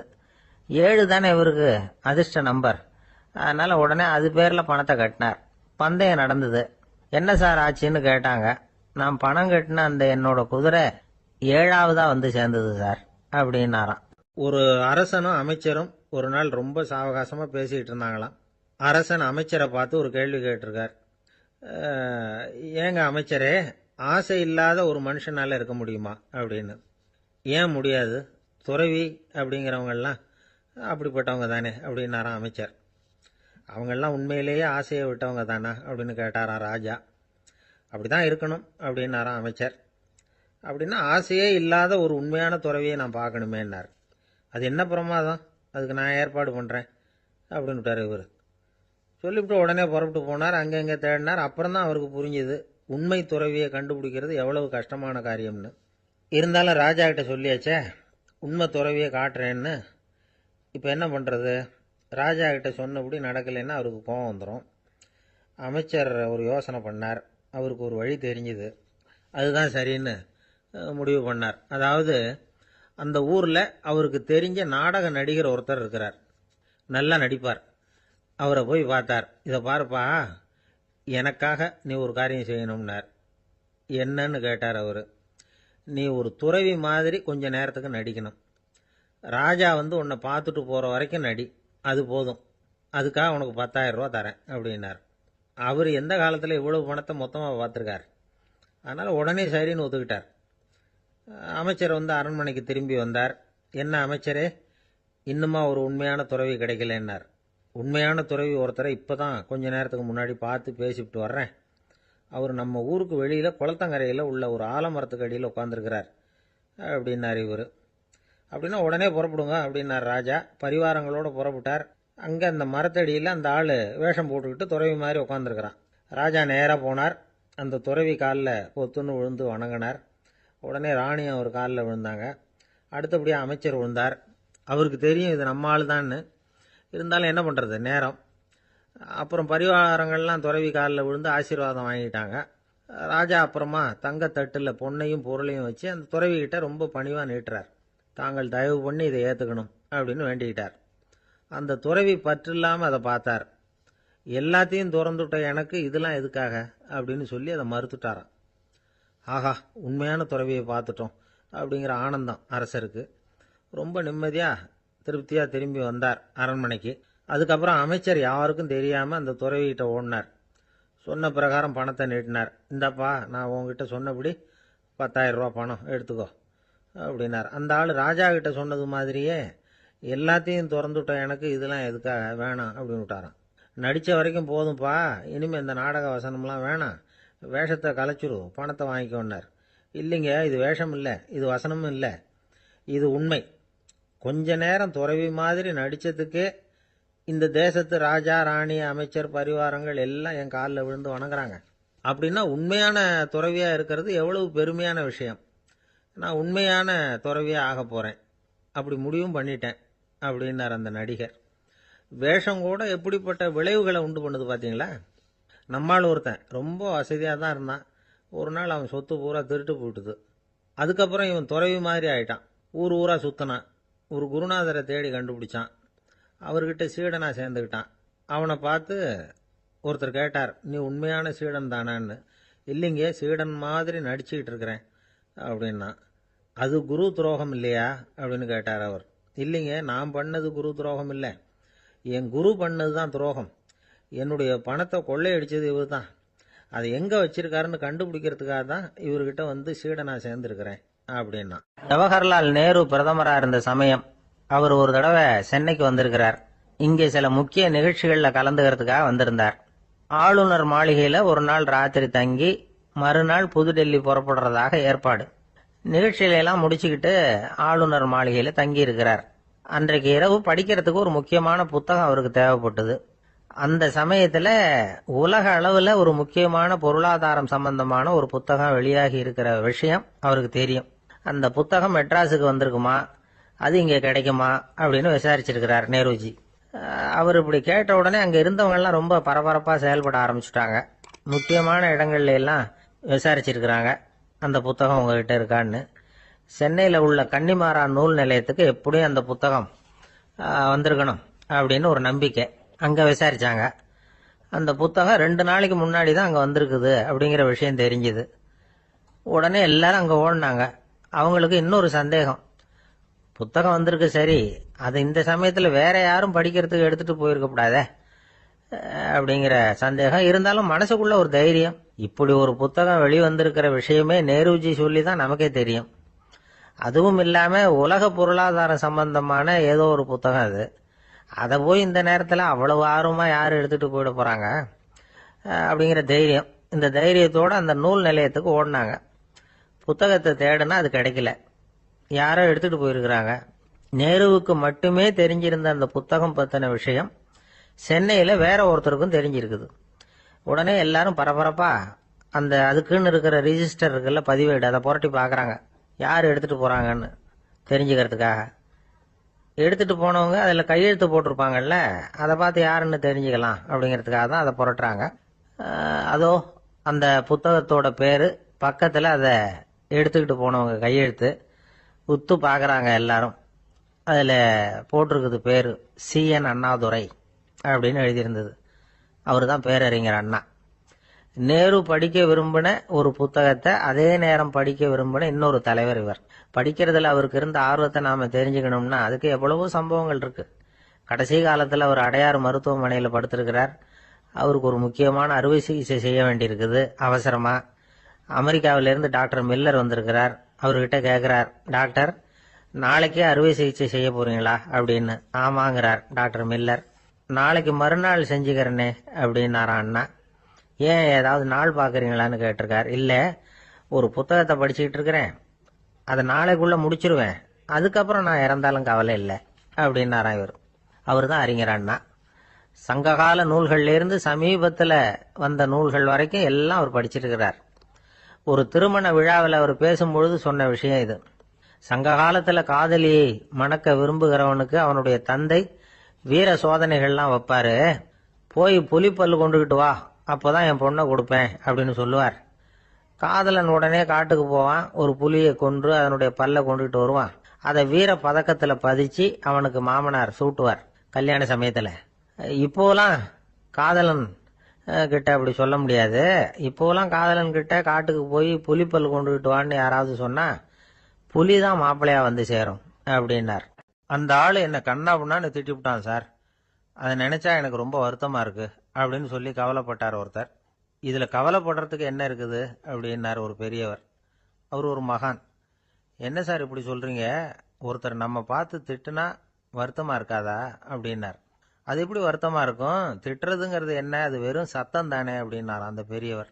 நம்ம ஆளுக்கு தலையை பிச்சுக்கலாம் போல இருந்தது. இருக்காதா பின்ன, நமக்கே அப்படி தானே தோணுது. அந்த பெரியவர் சொல்றது ரொம்ப பெரிய விஷயம். அதை நாம புரிஞ்சிக்க முயற்சி பண்ணலாம்னா நடைமுறை வாழ்க்கைக்கு அது ஒத்து வர்றது மாதிரி தெரிய மாட்டேங்குது. இருந்தாலும் அந்த பெரியவர் அதுக்கு என்னதான் விளக்கம் கொடுக்குறாருன்னு பார்ப்போமே. ஒரு ரயில் போயிட்டு இருக்கு, அதில் ஒரு சாது போயிட்டு இருக்கார். அந்த ரயில் அவர் ஹரித்வாரம் போயிட்டு இருக்கார். அவர் ரயிலில் ஏகப்பட்ட கூட்டம். நம்ம ஊர் ரயில் கேட்க வேணும், டிக்கெட் வாங்கிட்டு கொஞ்சம் பேர், வாங்காத கொஞ்சம் பேர். அது என்னத்துக்கு அனாவசியமாக டிக்கெட் அப்படிங்கிற நினப்பில் பாதி பேர். இந்த கூட்டத்துக்கு மத்தியில் அந்த சாதுவும் போயிட்டு இருக்கிறார். உட்கார்றதுக்காக இருந்த இடத்துல ஒரு ஆள் படுத்திருக்கிறான், கொஞ்சம் முரட்டு ஆசாமி. அவன் காலு பக்கத்தில் கொஞ்சோண்டு இடம் பாக்கி இருந்தது. அந்த இடத்துல இந்த சாது உட்காந்துருந்தார். மெதுவாக உட்காந்துக்கிட்டார் போய். ஆனால் அந்த ஆள் ராத்திரி பூரா இவரை காலால் உதச்சிக்கிட்டே இருக்கிறான். அது இவருக்கு ரொம்ப அவமானமாக பட்டுது. அதனால் துக்கம் ஏற்பட்டுது. இருந்தாலும் அதை ஒரு மாதிரியாக சகிச்சுக்கிட்டே இவர் வந்து சேர்ந்தார். பொழுது விடிஞ்சது. அந்த சாது ஹரித்வார் வந்து சேர்ந்தார். அங்கே ஒரு பெரிய ஞானியை சந்திச்சார். ராத்திரி ரயிலில் அந்த ஆள் உதைச்சதையும் அதனால் தனக்கு ஏற்பட்ட துக்கத்தையும் இந்த சாது அந்த ஞானிகிட்ட சொன்னார். சொல்லிவிட்டு, ஏன் சுவாமி, எனக்கு துக்கம் ஏற்பட்டதே அது தப்பா அப்படின்னு கேட்டார். தவறுதான்னார் அந்த ஞானி. உனக்கு இன்னமும் தேக அபிமானம் போகலைங்கிறது தான் அது காட்டுது. அஷ்டாவக்கிரர் என்ன சொல்றார் தெரியுமா, உண்மையான ஞானி யாராவது தன்னை வந்தனை செய்தால் அதற்காக சந்தோஷப்பட மாட்டார், யாராவது நிந்தனை செய்தால் அதற்காக வருத்தப்பட மாட்டார் அப்படின்னு சொல்றார். நிந்தனைங்கிறது ஒரு ஒலி தான். தேகாபிமானம் இருக்கிற வரைக்கும் இந்த ஒலி நம்மளை வேதனைப்படுத்தும். நான் தேகம் இல்லை, ஆத்மா அப்படிங்கிற நினைவு இருந்தா இந்த ஒலி நம்மளை பாதிக்காது. மனு என்ன சொல்றார் தெரியுமா, ஒரு சாதகன் பாராட்டுதலை விஷம்னு நினைச்சு பயப்படணும், அவமானத்தை அமிர்தம்னு நினைச்சு சந்தோஷப்படணுங்கிறார். அவமானப்பட்டா கவலைப்படாமல் எப்படி இருக்க முடியும் அப்படின்னு தான் நமக்கு தோணும். அதனால தான் நம்மளில் யாரும் இதுக்கு உதாரணமாக யாரையும் காட்ட முடியல. புத்தரையும் கபீரையும் உதாரணமாக காட்டுறாங்க. அவங்களுக்கெல்லாம் அவமானம் ஏற்பட்டப்போ கவலையே படலையாம். புத்தரை அவமானப்படுத்தணுங்கிறதுக்காக கௌசாம்பி ராணி ஒரு இளம் பெண்ணை கொலை பண்ணி சடலத்தை புத்தர் குடிசைக்கு முன்னாடி போட சொன்னார். போட்டாங்க. புத்தர் தான் அந்த பொண்ணை கெடுத்து கொலை பண்ணிவிட்டாருன்னு எல்லாரும் நினைச்சாங்க. ஆனால் புத்தர் இதை பற்றி கவலையே படலை. அப்புறமா உண்மை தெரிஞ்சதும் புத்தர் புகழ் இன்னும் அதிகமாயிட்டுது. ஒரு பெரிய சபையில் ஒரு மோசமான பொண்ணு நுழைஞ்சி தனக்கும் கபீருக்கும் சம்பந்தம் உண்டுன்னு சொன்னா. கபீர் கவலைப்படலை. அவங்க மாதிரியெல்லாம் நாமளும் இருக்க கற்றுக்கணும். நிந்தனை, அபகீர்த்தி, அவமானம் எல்லாம் ஆண்டவன் கொடுக்குற பிரசாதம்னு நினைக்கணும் அப்படின்னு சொல்றார் அந்த ஞானி. இதை கேட்ட இந்த காலத்து ஆசாமி ஒருத்தர், நான் கூட அப்படிதான் சார், யாராவது அவமானப்படுத்தினா கவலைப்பட மாட்டேன். நேற்று கூட ஒருத்தர் என்ன பலார்னு அரைஞ்சுட்டார், நான் கொஞ்சம் கூட கவலைப்படலை, பேசாமல் வந்துட்டேன்னார். ஏன் அப்படி வந்துட்டீங்க அப்படின்னு. அவர் அரைஞ்சதுலேயும் ஒரு அர்த்தம் இருந்தது, அதனால தான் அப்படி வந்துட்டேன்னார். ஏன் அரைஞ்சாருன்னு கேட்டேன். 10 வருஷத்துக்கு முன்னாடி 15 ரூபா அவர்கிட்ட கடன் வாங்கினேன், அதை கேட்டு கேட்டு பார்த்துட்டு கடைசியாக தான் அரைஞ்சார் அப்படின்னார். ஆண்டவனுடைய பிரசாதம் இவருக்கு அடிக்கடி கிடைக்கும் போல இருக்கு. ஒரு விவசாயி விதைக்கிறதுக்காக வயல்வெளி பக்கம் போறார். விதைகளை அள்ளி வீசினார். அப்ப என்ன ஆச்சுன்னா, சில விதைகள் பாதை ஓரத்தில் விழுந்தது, சில விதைகள் முள் செடிகள் மண்டி இருந்த புதருக்கு இடையில விழுந்தது, சில விதைகள் நல்ல நிலத்துல விழுந்தது. பாதை ஓரத்தில் விழுந்த விதை என்ன ஆச்சுன்னா, அதெல்லாம் பறவைகள் கண்ணில் போட்டுட்டுது. உடனே உட்காந்து கொத்தி தின்னுட்டு போட்டுது. அதிகமாக மண் இல்லாத பாறை பகுதியில் விழுந்த விதையெல்லாம் லேசாக வேர் விட்டு முளைக்க ஆரம்பிச்சுது. அதுக்கப்புறம் வேறு கீழேயும் ஆழமாக போக முடியல, மேலேயும் சூரிய வெப்பம் அதிகம் தாங்க முடியல, எல்லாம் காஞ்சி கருகி போட்டுது. புதர் பகுதியில் சில விதைகள் விழுந்தது இல்லையா, முள் செடிகள் காடாக மண்டி போயிருந்தது. அதனால முளைச்சி வர்ற செடிக்கு நெருக்கடி அதிகமாக போட்டுது, சரியா வளர முடியல, விளைச்சலும் சரியா இல்லை. நல்ல நிலத்துல விழுந்த விதைகள் மட்டும் நல்லா முளைச்சிது, நல்லா வளர்ந்தது, விளைச்சலும் பிரமாதமா இருந்தது. இந்த கதையை சொல்லிவிட்டு கேட்க செவியுள்ளோர் கேட்கட்டும் அப்படிங்கிறார் இயேசு பெருமான். ஆமா, இயேசு கடலில் நின்ற படகு ஒண்ணுல உட்கார்ந்துருக்கிறார். கடற்கரையில ஏராளமான மக்கள் உட்கார்ந்துருக்கிறாங்க. அந்த சமயத்துல தான் இயேசு ஓமைகள் மூலமா மக்களுக்கு பல உண்மைகளை சொல்லிட்டு இருக்கிறார். மக்கள் அந்த கதையை கேட்டுட்டு ஒன்னும் புரியாம முழிக்கிறாங்க. அதை கவனித்த இயேசு அந்த ஓமையை விளக்க ஆரம்பிச்சார். இதுல அந்த விதைக்கிறவர் தான் இறைவன். அவருடைய வார்த்தைகளை விதைக்கிறார். அந்த வார்த்தைகளை கேட்கிற மக்கள் அந்த விழுந்த விதைகள் மாதிரி 4 வகையானவர்கள். சில பேர் பாதை ஓரத்தில் விழுந்த விதைகள் மாதிரி. இறைவன் வார்த்தைகளை அவங்க கேட்கறாங்க, ஆனா தீய எண்ணங்கள் செய்கைகள் மூலமா விதைக்கப்பட்ட வார்த்தைகள் அழிஞ்சு போடுது. இறைவன் வார்த்தைகளை கேட்ட உடனே மகிழ்ந்து போய் உடனே சில பேர் அதை ஏத்துக்கிறாங்க. இவங்கெல்லாம் அந்த பாறை பகுதியில் விழுந்த விதைகள் மாதிரி. அதனால இவங்கெல்லாம் வேறு இல்லாதவங்க, கொஞ்ச காலத்துக்கு இறை வார்த்தைகளுக்கு கீழ்ப்படிந்து நடப்பாங்க. அதனால ஏதாவது இடைஞ்சல் ஏற்பட்டா உடனே தடுமாறுவாங்க, தங்கள்கிட்ட இருக்கிற நல்ல பண்புகளை விட்டுட்டு பாவ வழிகளுக்கு போயிடுவாங்க. முள் செடிகளுக்கு இடையில விழுந்த விதைகள் மாதிரி உள்ளவங்க யாருன்னா, இவங்களுக்கு உலக கவலை உண்டு, செல்வத்தின் மீது மயக்கம் உடையவர்கள், உலக ஆசைகள் இவங்களுக்குள்ள பூந்துடுறதுனால அங்க இருக்கிற நல்ல பண்புகள் மறைஞ்சு போயிடுது. அதனால அவங்களும் உபயோகம் இல்லாதவங்களா ஆயிடுறாங்க. நல்ல மனிதர்கள் நல்ல நிலத்துல விழுந்த விதைகளுக்கு ஒப்பானவர்கள். இவங்க இறை வார்த்தையை கேட்கறாங்க, அதை ஏத்துக்கிறாங்க, அவங்களும் நல்லபடியா வாழறாங்க, அடுத்தவங்களுக்கும் உபயோகமா இருப்பாங்க. இதுதான் இயேசு சொன்ன விளக்கம். நல்ல வார்த்தைகளை கேளுங்கள், நல்ல வார்த்தைகளை ஏற்றுக்கொள்ளுங்கள், அடுத்தவங்களுக்கு உபயோகமா இருங்க. இதுதான் பெரியவங்கள்லாம் நமக்கு சொல்லுகிற உபதேசம். ஒரு அப்பா தன்னுடைய மகனுக்கு உபதேசம் பண்ணார். இதை பாருப்பா, நல்ல வார்த்தைகளை கேட்கணும், எப்போதுமே மகன் அப்பா பேச்சை கேட்கறது நல்லது அப்படின்னாராம். நீ ஏதாவது ஒரு தப்பு பண்ணா என் தலையில ஒரு முடி நரைச்சி வெள்ளையா போடும்பா, நீ செய்யற ஒவ்வொரு தப்புக்கும் என் தலையில ஒவ்வொரு முடி வெள்ளையாயிடும் அப்படின்னாராம். பையன் யோசிச்சான், அப்பா இப்பதான் எனக்கு புரியுது, தாத்தாவோட தலைமுடி பூராவும் வெள்ளையா இருக்கிறதுக்கு என்ன காரணம்ங்கிறது எனக்கு இப்பதான் புரியுது அப்படின்னு. ஒரு ஆள் இருந்தான், நிறைய பணம் சம்பாதிச்சான், ஆனா செலவு பண்ண மனசு வரல, கருமி. அவன் என்ன பண்ணா, சேர்த்த பணம் பூராவையும் ஒரு மரத்தடியில புதைச்சி வச்சிருந்தான். வாரத்துக்கு ஒரு தடவை அந்த மரத்தடிக்கு வருவான், புதைச்ச இடத்த ஆவலோட பார்த்துக்கிட்டு இருப்பான், அதுக்கப்புறம் போயிடுவான். அவ்வளவுதான். ஒரு நாள் ஒரு திருடன் வந்தான், இவன் புதைச்சி வச்சிருந்ததெல்லாம் எடுத்துட்டு போட்டான். இது தெரிஞ்சு போச்சு. அந்த கருமி புலம்ப ஆரம்பிச்சுட்டான். இவன் புலம்பலை கேட்டதும் அக்கம் பக்கத்தில் இருந்தவங்க எல்லாம் ஓடி வந்தாங்க. என்ன விஷயம்னு விசாரிச்சாங்க. இவன் சொன்னான். ஒரு பெரியவர் கேட்டார், ஏப்பா வாரம் இந்த இடத்த பார்க்கறதாக சொன்னியே, எப்பவாவது இதுல இருக்கிற பணத்தை எடுத்து செலவு பண்ணிருக்கியா அப்படின்னு கேட்டார்.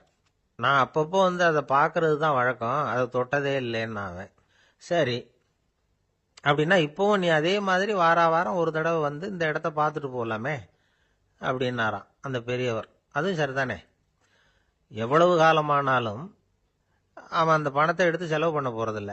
அப்படி இருக்கிறப்ப உள்ளே பணம் இருந்தாலும் ஒண்ணுதான், இல்லாம போனாலும் ஒண்ணுதான். இதுல இருந்து என்ன புரியுதுன்னா, ஒருத்தர்கிட்ட இருக்கிற பணத்தை கொண்டு அவர் பணக்காரரா ஏழையா அப்படின்னு முடிவு செய்யறது சரியில்லை.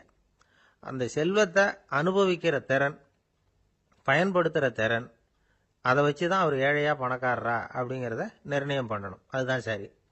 செலவு பண்ண தெரியாதவன் சேகரம் பண்ணிட்டே இருக்கிறதுனால என்ன பிரயோஜனம்? தலைமுடியே இல்லாதவன் தாராளமா சீப்புகளை வாங்கி சேகரம் பண்றது மாதிரி தானே இது. சில சமயம் செலவு பண்ண நாம தயாரா இருந்தா கூட அந்த செல்வம் நமக்கு பயன்படுறதில்ல. அரேபியாவில் ஒரு நகை வியாபாரி விலை உயர்ந்த முத்துக்களை எல்லாம் அவர் வச்சு வியாபாரம் பண்ணிட்டு இருந்தார். அவர் ஒரு சமயம் ஒரு பாலைவனம் வழியா போயிட்டு இருக்கிறார் ஒட்டகத்துல.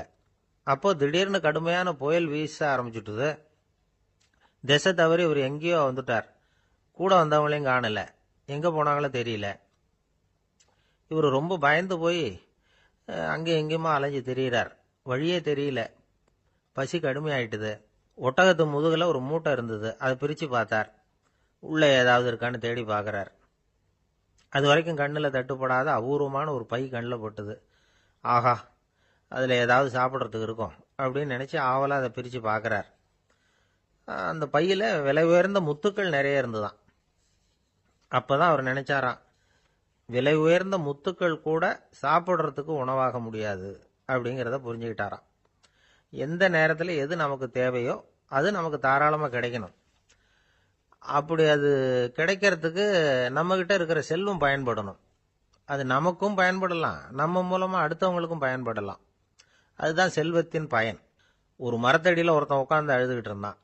அந்த பக்கமாக வந்த இன்னொருத்தன் ஏப்பா அழுதுகிட்டு இருக்கிறேன்னு கேட்டான். இந்த இடத்துல தான் பூமிக்கு அடியில் பணம் இருக்குது, புதைச்ச இடம் தெரியல, அதான் அழறேன் அப்படின்னா. நல்லா ஞாபகப்படுத்தி பாரு, எந்த இடத்துல புதைச்ச அப்படின்னு கேட்டான் இவன். அது எப்படி எனக்கு தெரியும், புதைச்சி வச்சிருக்கிறவன் நான் இல்லையே, எங்க எதிர்த்த வீட்டுக்காரன் அப்படின்னானா இவன். ஒரு ராஜா இருந்தார். நாடு பூராவும் நிறைய மரங்களை நட்டு வளர்க்கணுங்கிறது அவரோட ஆசை. தானே அதுக்கு முன்மாதிரியா இருக்கணும்னு நினைச்சார். அரண்மனையை சுத்தி மரங்களை நட்டு வளர்த்தார். இதை பார்த்துட்டு ஜனங்களும் அவங்கவுங்க வீட்டை சுத்தி மரக்கன்றுகளை நட்டு வளர்த்தாங்க. கொஞ்ச காலத்துல ஊரு பூரா பசுமையா மாறிச்சு. எல்லாருக்கும் சந்தோஷமா இருந்தது. இது ஒரு பக்கம் இருக்கட்டும். இப்ப நான் சொல்ல போற கதை வேற. அதாவது அந்த ராஜா ஒரு நாள் தன்னுடைய அரண்மனைய சுத்தி இருக்கிற விதவிதமான மரங்களை எல்லாம் போய் பார்த்தார். எப்படி இருக்கிறீங்க அப்படின்னு ஒவ்வொரு மரத்துக்கிட்டையும் விசாரிச்சாராம். எந்த மரமும் சந்தோஷமா இருக்கிறதா தெரியல. அது அதுக்கும் மனசுல ஒரு குறை.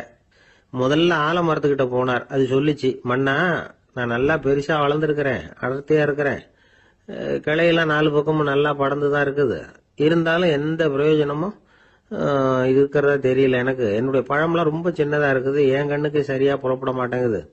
நான் இருக்கிற சைஸுக்கு என்னுடைய கிளையில இருக்கிற பழம்லாம் எவ்வளவு பெருசா இருக்கணும், அது இத்தனூண்டு இருக்கிறது எனக்கு பெரிய அவமானமா இருக்கு. இப்படி இங்க நின்றுகிட்டு இருக்கிறதே ரொம்ப கூச்சமா இருக்கு. ஒரு நல்ல புயல் வந்ததுன்னா பேசாம சாஞ்சு விடலாமான்னு பாக்குறேன் அப்படின்னு புலம்புது ஆலமரம். சரி இருக்கட்டும்னு நினைச்சுக்கிட்டு ராஜா அடுத்தபடியா ஒரு அத்தி மரத்துக்கிட்ட போனார். அதுவும் புலம்ப ஆரம்பிச்சுட்டுது. நான் கூட பெரிய மரம் தான், இல்ல இலையெல்லாம் அழகா தான் இருக்குது, பழம் அழகா இருக்குது, இருந்தாலும் உள்ள விஷயம் இல்லையே, அத்தி பழத்தை புட்டு பார்த்தா அத்தனையும் சொத்த அப்படின்னு பழமொழியே உண்டாயிட்டுத. இப்படி ஒரு கெட்ட பேரோட நான் இருக்கணுமா அப்படின்னு புலம்புது அது. சரி இது இருக்கட்டும் அப்படின்னு சொல்லி அடுத்தபடியா வேப்ப மரத்துக்கிட்ட போனார். அது தன்னுடைய வேதனையை வெளியிட்டது. எனக்கு எவ்வளவோ மருத்துவ குணங்கள்லாம் இருக்கிறதா சொல்லிக்கிறாங்க, இருந்தாலும் என்ன பிரயோஜனம், என்னுடைய பழத்தை மனிதர்கள் யாரும் விரும்பி சாப்பிடுறது இல்லையே அப்படின்னுது. ராஜா அடுத்தாப்புல இருந்த ஒரு பனை மரத்துக்கிட்ட போனார். நான் நல்லா உயரமா தான் வளர்ந்துருக்கிறேன், மற்ற மரங்கள்லாம் என்னை வந்து அண்ணாந்து தான் பார்க்கணும், இருந்தாலும் என்கிட்ட நிழலுக்காக யாரும் வந்து ஒதுங்கிறது இல்லையே அப்படின்னுது. என்ன இது எல்லா மரமும் இப்படி திருப்தி இல்லாம இருந்துகிட்டு இருக்குதே அப்படின்னு நினைச்சுக்கிட்டே ராஜா அடுத்தபடியா அங்க இருந்த ஒரு பைன் மரத்துக்கிட்ட போனார். அழகா உயரமா பசுமையா தான் இருந்தது, ஆனா பழமோ பூவோ கிடையாது. அதை நினைச்சு அது வருத்தப்பட்டுக்கிட்டு இருக்குது. ஓக் மரம் அது ஒன்று நின்றுட்டு இருந்தது. அது என்ன சொல்லிச்சுன்னா, இலையுதிர் காலத்துல என் மேல இருக்கிற எல்லா இலைகளும் உதிர்ந்து போடுது, முடி கொட்டின மனிதர்கள் மாதிரி மொட்டையா நான் நிக்க வேண்டி இருக்குது, என்ன வாழ்க்கை இது அப்படின்னு சொல்லி அழுத்துக்கிட்டது. சரி புளிய மரம் என்ன சொல்லுது பாப்போம்னு அதுகிட்ட போனா, என்னுடைய நிழல்ல யாருமே தங்க மாட்டாங்க, உடம்புக்கு சூடுன்னு ஒதுங்கி போயிடுவாங்க, அடிமரத்தை பாத்தீங்கன்னா பட்டையெல்லாம் உறிஞ்சி பாக்குறதுக்கே கேவலமா இருப்பேன் அப்படின்னுது அது. முருங்கை மரம் என்ன சொல்லிச்சு தெரியுமா, என்னுடைய இலை காயெல்லாம் சாப்பிட்றவங்களுக்கு சத்து கொடுக்கறது வாசம் தான், ஆனா என் உடம்புல சத்தே கிடையாது, கொஞ்சம் வேகமா காத்து அடிச்சதுன்னா முறிஞ்சு விழுந்துடுறேன், என்ன வாழ்க்கை இது அப்படின்னு சொல்லி அது வருத்தப்பட்டது. ராஜா யோசனை பண்ணார், என்ன இது மரங்கள் வந்து பூமியின் வரங்கள்னு சொல்றோம், மழை பெய்யறதுக்கு அதுதான் காரணம், பூமி செழிப்பா இருக்கிறதுக்கும் அதுதான் காரணம், வீடு கட்டுறதுக்கு மரம், நாற்காலி செய்ய உபயோகப்படுத்துறதுக்கும் அதுதான் உபயோகப்படுது, மனுஷனுக்கு வேண்டிய ஆகாரங்களையும் கொடுக்குது, இப்படிலாம் இருந்தும் எல்லா மரமும் நிம்மதி இல்லாம இருந்துகிட்டு இருக்குதே அப்படின்னு நினைச்சார். அப்போ அங்க இருந்த ஒரு மகிழ மரம் அவர் கண்ணுல பட்டது. அந்த மரம் மட்டும் கொஞ்சம் நிம்மதியா மகிழ்ச்சியா இருக்கிறது மாதிரி தெரிஞ்சுது. உடனே ராஜா அதுகிட்ட போனார். உனக்கு மனசுல எதுவும் குறை இல்லையான்னு கேட்டார். இல்ல நான் சந்தோஷமா தான் இருக்கேன்னு அந்த மகிழ மரம். அப்படியான்னு ஆச்சரியமா கேட்டார் ராஜா.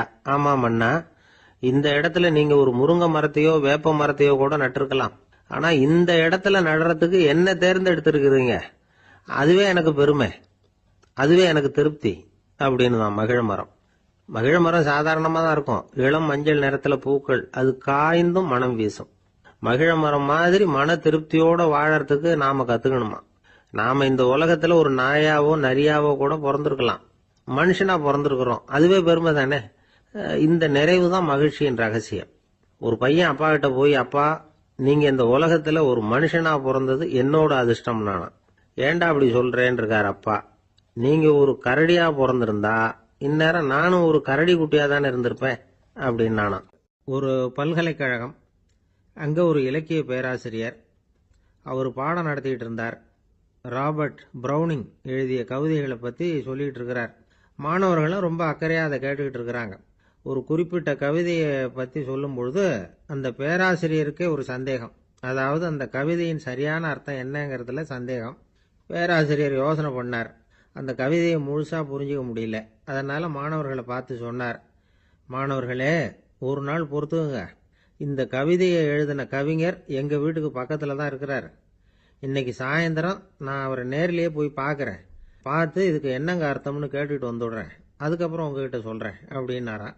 அன்னைக்கு சாயந்தரமே அந்த பேராசிரியர் கவிஞரை தேடிக்கிட்டு போயிட்டார். கவிஞர் அவங்க வீட்டில் அவர் பாட்டு உட்காந்துருந்தாராம்.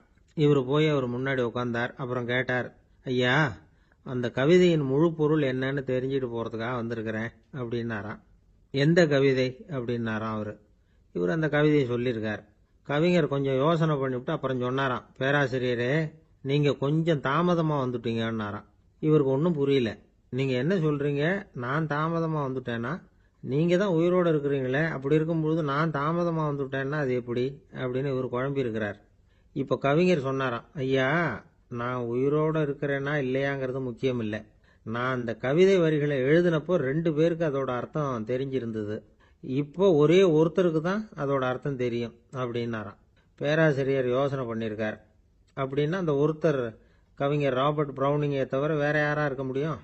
இவர் தான் அப்படிங்கிறத அவர் மனசுல நினைச்சுக்கிட்டார். அதனால சொன்னார், ஐயா நான் தாமதமா வரல, அந்த கவிதையின் பொருள் என்ன அது சொல்லுங்கன்னார். பேராசிரியரே நான் சொல்றது உங்களுக்கு புரியலன்னு நினைக்கிறேன். நான் இந்த வரிகள் எழுதினப்போ 2 பேருக்கு அதோட அர்த்தம் தெரிஞ்சிருந்தது. அந்த 2 பேர் யாருன்னா, ஒருத்தர் ராபர்ட் பிரவுனிங், அதாவது நான், இன்னொருத்தர் கடவுள். இப்போ அது கடவுளுக்கு மட்டும்தான் தெரியும். நானே இதை பத்தி பல தடவை யோசனை பண்ணி பார்த்தேன். இது ரொம்ப அழகானது, ஆனாலும் ரொம்ப வழுக்கலானது. அதை பிடிச்சிட்டோம்னு நினைச்சிட்டு இருக்கும் பொழுதே காத்து மாதிரி அது உங்ககிட்ட இருந்து ஓடி போயிடுது. எனக்கு ரொம்பவும் வருத்தமா தான் இருக்குது. நிச்சயமா நான் தான் இந்த வரிகளை எழுதியிருக்கிறேன். அதுல அர்த்தம் இருக்குங்கிறது எனக்கு தெரியும், அதை நான் உணர்றேன். ஆனா நீங்க என்னை மன்னிக்கணும், எனக்கே கூட அதை என்னால விளக்க முடியல. அப்படி இருக்கும் பொழுது உங்களுக்கு எப்படி அதை நான் விளக்க முடியும் அப்படின்னாரா அந்த கவிஞர். அனுபவிக்கப்படக்கூடிய எல்லாமே விளக்கப்படக்கூடிய ஒன்றல்ல, விளக்கப்படும் எல்லாமே அனுபவிக்கப்படக்கூடிய ஒன்றல்ல அப்படிங்கிறது ஞானிகளுடைய கருத்து. அதுக்காக தான் அந்த சம்பவம். வாழ்க்கையில் நீங்கள் தொடர்ந்து ஆய்வு செய்து கொண்டே இருக்கக்கூடிய விளக்கங்களை ஒருபோதும் அடைய முடியாத பரிமாணங்கள் இருக்கிறதுனால தான் அது அலுப்பு தட்டாமல் இருக்குது. உங்களால் நிறைய அனுபவிக்க முடியும், இருந்தாலும் நீங்கள் அனுபவித்து அறிந்த விஷயங்கள் கூட வார்த்தைகளால் விளக்கப்பட முடிவதில்லை அப்படிங்கிறது பெரியோர் சிந்தனை. இதெல்லாம் ஒரு பக்கம் இருக்கட்டும். நமக்கு தெரிஞ்ச பேராசிரியர் ஒருத்தர் 1 மணி நேரம் ரொம்ப விவரமா வகுப்பு எடுத்தார். கடைசியா சொன்னார், மாணவர்களே ரொம்பவும் எளிமையா விளக்கமா எல்லா விவரமும் சொல்லியிருக்கிறேன். அதனால இதுல உங்களுக்கு சந்தேகம் வர்றதுக்கு வாய்ப்பே இல்லை. இருந்தாலும் கேட்க வேண்டிய கடமை கேட்கிறேன். இதுவரைக்கும் நடத்தினதுல யாருக்காவது ஏதாவது சந்தேகம் உண்டா அப்படின்னு கேட்டாராம். எனக்கு ஒரே ஒரு சந்தேகம் தான் சார் அப்படின்னு எழுந்திரிச்சு நிக்கிறான் ஒருத்தன். என்னன்னு கேட்டாராம். இதுவரைக்கும் நீங்க என்ன பாடம் சார் நடத்துனீங்க அப்படின்னானா அவன். ஒரு ஊர்ல ஒரு ராஜா இருந்தார். அவர் ஒரு பூனை வளர்த்தார். ரொம்ப செல்லமா அவர் அந்த பூனையை வளர்த்தார். அவர் என்ன பண்ணுவார் தெரியுமா, இரவு நேரத்தில் அந்த பூனையோட தலையில ஒரு விளக்க வச்சிருவார். அந்த பூனை ரொம்ப ஜாக்கிரதையா அந்த விளக்கு கீழே விழுந்துடாம பாத்துக்கும். தலையை ஆட்டாம ரொம்ப நிதானமா ராஜா பின்னாடி நடந்து போய்கிட்டே இருக்கும். அந்த விளக்கு வெளிச்சத்துல எல்லா வேலைகளையும் செஞ்சிருவார். கையில ஒரு விளக்க தனியா எடுத்துட்டு போக வேண்டிய அவசியமே இல்லை. விளக்க தூக்கிட்டு போற வேலையை அந்த பூனை பாத்துக்கும். அதனால ராஜாவுக்கு அந்த பூனை மேல ரொம்ப பிரியம். மந்திரிகளை எல்லாம் கூப்பிட்டு அவங்க கிட்ட சொல்லுவார், பாத்தீங்களா இந்த பூனை எவ்வளவு விசுவாசமா நடக்குது, என் பேர்ல எவ்வளவு மரியாதை பாத்தீங்களா அதுக்கு அப்படிம்பார். இதை கேட்டுவிட்டு அங்கிருந்த அமைச்சர்கள் ஒருத்தர் சொன்னார், மன்னா நீங்க சொல்றது சரிதான், இருந்தாலும் இந்த பூனையோட விசுவாசத்தை நாம கொஞ்சம் சோதிச்சு பார்க்க வேண்டியிருக்கு அப்படின்னாராம். சரி உங்க ஆசையை ஏன் கெடுக்கணும், நல்லா சோதிச்சு பாருங்க அப்படின்னு சொல்லிவிட்டார் ராஜா. உடனே அந்த அமைச்சர் என்ன பண்ணார் தெரியுமா? எங்கேயோ புறப்பட்டு போனார். ஒரு 5-6 எலிகளை பிடிச்சிட்டு வந்தார். அரண்மனையில் ராஜா ஏதோ வேலை பார்த்துக்கிட்டு இருக்கிறாரு. பக்கத்தில் அந்த பூனை ரொம்ப பணிவாக நின்றுக்கிட்டு இருக்குது. அது தலையில் விளக்கு எரிஞ்சுக்கிட்டு இருக்கு. அமைச்சர் தான் பிடிச்சிட்டு வந்த எலிகளை அந்த பூனை பார்வையில் படுறது மாதிரி எதிரில் விட்டார். அந்த எலிகள்லாம் அங்கேயும் இங்கேயும் ஓட ஆரம்பிச்சுது. அதை பார்த்தது பூனை. அவ்வளவுதான். தலையில் இருக்கிற விளக்கை பற்றியும் கவலைப்படல, ராஜாவை பற்றியும் கவலைப்படல. ஒரே பாய்ச்சலாக பாஞ்சு எலிகளை துரத்த ஆரம்பிச்சுட்டுது. தலையில் இருந்த விளக்கு எங்கேயோ போய் விழுந்தது, அணைஞ்சு போச்சு. இருட்டில் ராஜா தடுமாற ஆரம்பிச்சுட்டார். இந்த சமயத்தில் அந்த அமைச்சர் மறுபடியும் விளக்கை ஏற்றினார். வெளிச்சம் வந்தது. அதுக்கப்புறம் அந்த அமைச்சர் பேசினார். அரசே, பூனையோட விசுவாசத்தை பார்த்தீங்களா? எலி அது கண்ணில் படுற வரைக்கும் தான் விசுவாசமா இருந்தது. அது மாதிரி எலியை பார்த்ததும் எல்லாத்தையும் விட்டுட்டு அதை துரத்த ஆரம்பிச்சுட்டு பார்த்தீங்களா? தான் அந்த பூனையை பற்றி நினைச்சது தப்புங்கிறது அதுக்கப்புறம் தான் அந்த ராஜாவுக்கு புரிஞ்சுதான். சரி, இப்ப எதுக்கு இந்த கதையெல்லாம் அப்படிங்கிறீங்களா? இந்த பூனை மாதிரி தான் நம்ம மனசும். மனசை எவ்வளவுதான் பயிற்சி கொடுத்து பக்குவமா வச்சிருந்தாலும் பார்க்கறதுக்கு பரமசாது மாதிரி தான் இருக்கும். பார்க்க வேண்டியதை பார்த்துட்டுதுன்னா பாஞ்சிரும். இந்த பூனை மாதிரி புலன் இன்ப பொருள்கள் கிட்டாத வரைக்கும் மனம் அடங்கி இருக்கிறது மாதிரி தான் தெரியும். கொஞ்சம் வாய்ப்பு கிடைச்சாலும் அது குதிக்க ஆரம்பிச்சிரும், தப்பு பண்ண ஆரம்பிச்சிரும். பெரிய பெரிய முனிவர்கள் வாழ்க்கையில நடந்த வீழ்ச்சி இதை தான் நிரூபிக்குது. புலன்களின் ஆற்றல் அதிகம். அதனால மனக்கட்டுப்பாடு பயிற்சிகள்ல ரொம்ப எச்சரிக்கையா இருக்கணுங்கிறார் சுவாமி சிவானந்தர். மது பழக்கத்தையே விட்டுட்டேன்னு உறுதியா இருப்பான். கடை கண்ணுல பட்டுட்டுதுன்னா கால் அவனை கேட்காமலே இழுத்துக்கிட்டு உள்ள போயிடும். இதுதான் மனசுங்கிறது. அதுதான் அந்த ராஜா வளர்த்த பூனை. நம்மால் ஒருத்தன் அந்த ராஜா பூனை தலையில விளக்க வச்சது மாதிரி இவன் தன்னுடைய தலையிலேயே ஒரு விளக்க ஏற்றி வச்சுக்கிட்டு என்னத்தையோ தேட ஆரம்பிச்சான். தேடிட்டு இருக்கிறான். தலையை ஆட்டாம நிதானமா நடந்து ரொம்ப நேரமா தேடிட்டு இருக்கிறான். அந்த சமயம் அங்க வந்த ஒருத்தர் என்னத்தை தேடுறீங்கன்னு கேட்டார். அதுதான் மறந்து போச்சு அப்படின்னு இழுத்தான். சரி, கொஞ்சம் இப்படி உட்காருங்க, ஞாபகம் வந்ததும் தேட ஆரம்பிக்கலாம் அப்படின்னாரு அவரு. இவன் கொஞ்ச நேரம் உட்காந்து யோசிச்சான். அப்புறம் திடீர்னு எழுந்திரிச்சான். ஞாபகம் வந்துட்டுதுன்னா. என்னன்னு கேட்டார். எங்க வீட்டுல இருந்த விளக்க எங்க வச்சேன்னு தெரியல, அதான் தேடிட்டு இருக்கிறேன், ஏத்தி வைக்கலாம்னு பாக்குறேன் அப்படின்னா. ஒரு சின்ன பையன் வந்தான். அவனை பார்த்து ஒரு கேள்வி கேட்டோம். ஏன்ப்பா உங்க வீட்டில் அம்மா புத்திசாலியா அப்பா புத்திசாலியா அப்படின்னு. அவன் அலட்சியமா நம்மளை பார்த்து சிரிக்கிறான். என்ன சார் இது, இந்த காலத்தில் இது கூட தெரியாமல் இருக்கிறீங்களே அப்படிங்கிறான். ஒரு சின்ன பையன் நம்மளை பார்த்து இப்படி கேட்டு விட்டானே அப்படின்னு நினைக்கிறப்போ நமக்கு ஒரு மாதிரி ஆயிடும். அதுக்கப்புறம்தான் இந்த தாத்தா பாட்டிலாம் சொல்கிற ஒரு கதை ஞாபகத்துக்கு வந்தது. அது என்ன கதை தெரியுமா? ஒரு ஊரில் ஒரு அம்மாவும் பிள்ளையும் இருந்தாங்களாம். அந்த மகனுக்கு திடீர்னு தேசாந்திரம் போய் வரணும்னு ஆசை வந்துட்டுது. ஊராக போய் சுற்றி பார்க்கணுங்கிற ஆசை. அந்த அம்மாவுக்கு இது பிடிக்கல. மகனை பிரிஞ்சு இருக்கிறதுக்கு அவங்க மனசு இடம் கொடுக்கல. வேணாப்பான்னு சொல்லி பார்த்தாங்க, அவன் கேட்கல. திடீர்னு புறப்படவும் செஞ்சுட்டான். சரி, இனிமே அவனை தடுக்க முடியாதுன்னு முடிவு பண்ணிட்டாங்க அந்த அம்மா. இருந்தாலும் புத்திசாலித்தனமாக ஒரு யோசனை பண்ணாங்க. மகனை கிட்டத்தில் கூப்பிட்டாங்க. அவங்ககிட்ட சொன்னாங்க, இதை பாருப்பா, நீ தேசாந்திரம் போகிறதுன்னு தீர்மானம் பண்ணிவிட்ட, அதை நான் தடுக்கலை, போயிட்டு வந்துடும். ஆனால் போகிறதுக்கு முன்னாடி எனக்கு ஒரு வாக்குறுதி கொடுத்துட்டு போ அப்படின்னாங்க. போகிறப்போ ராத்திரியாக இருந்தாலும் பகலாக இருந்தாலும் சரி, புளிய மரத்து நிழலில் தான் தங்கணும். திரும்பி வர்றப்போ இரவும் பகலும் நீ வேப்ப மரத்து நிழல்லே தங்கணும் அப்படின்னாங்க. சரி, அப்படியே செய்கிறேன்னு சொல்லி வாக்குறுதி கொடுத்தான் பையன். புறப்பட்டு போனான். போகிற வழியில் புளிய மரத்து நிழல்லே தங்கினான், தூங்கினான். அப்படி போய்கிட்டே இருந்தான். 7வது நாள் அவன் உடம்பு சுகமில்லாமல் போயிட்டுது. ரொம்பவும் பலவீனமாயிட்டான். இனிமேல் நடக்க முடியாதுங்கிற நிலைமை வந்துட்டுது. யோசிச்சு பார்த்தான். சரி, இதுக்கு மேலே போக வேண்டாம் அப்படின்னு முடிவு பண்ணிட்டு திரும்பி வர ஆரம்பிச்சிட்டான். திரும்பி வர்றப்போ வழியில் வேப்ப மரத்து நிழலையே தங்கி தங்கி வந்தான்.